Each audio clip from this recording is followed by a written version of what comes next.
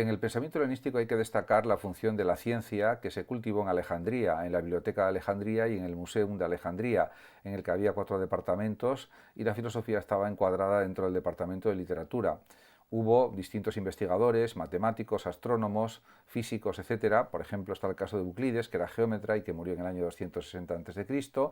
y que contribuyó con sus elementos de geometría al desarrollo del conocimiento matemático y geométrico. También se puede hablar de Arquímedes de Siracusa, que murió en el 212 a.C., asesinado por un soldado romano, pero que contribuyó con cartas y con investigaciones, comunicándose con los sabios y matemáticos y físicos de Alejandría, y también tuvo una función muy importante en el desarrollo de la ciencia de su tiempo. Podemos hablar también de Apolonio de Pérgamo, también de Hiparco de Nicea, que murió hacia el 120 a.C., y por ejemplo de Herón de Alejandría, que aplicó la máquina de vapor también.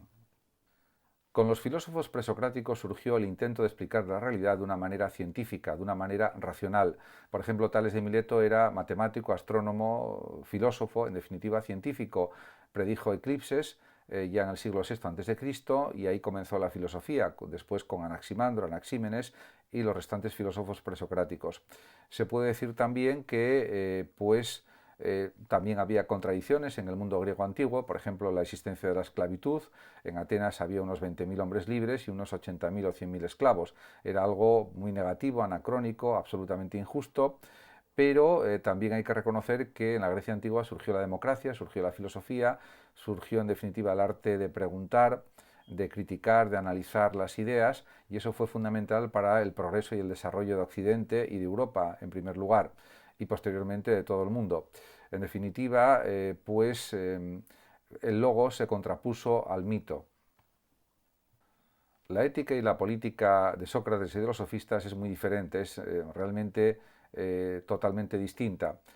Hay que partir también de la base de que pues para Platón y Aristóteles, por ejemplo, y también para Sócrates, etcétera, pues ética y política estaban integrados en la vida ciudadana de los atenienses y de las polis de Grecia, de la Grecia antigua, fundamentalmente de las polis democráticas, lógicamente, porque Esparta no se podía considerar como una polis democrática.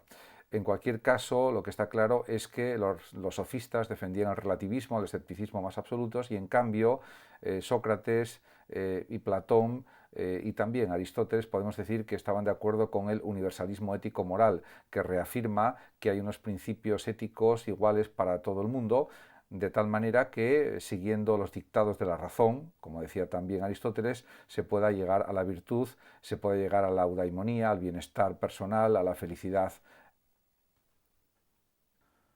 La filosofía de Platón tiene como objetivo la justicia en la polis, y la justicia está relacionada con la armonía, con dar a cada uno lo que merece en proporción a sus méritos, y también hay que considerar que la Academia Platónica preparó pues a distintos jóvenes para su formación en el ámbito político, en el ámbito de las matemáticas, de la filosofía, etcétera.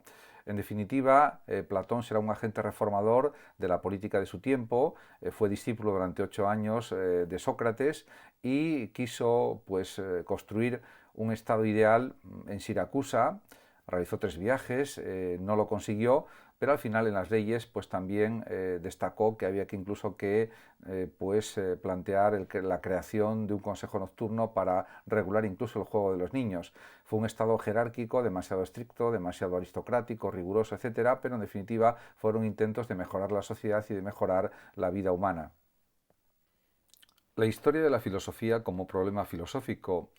Realmente la utilidad de la historia de la filosofía es extraordinaria, ya que nos permite conocer los pensamientos de grandes filósofos a lo largo de los siglos.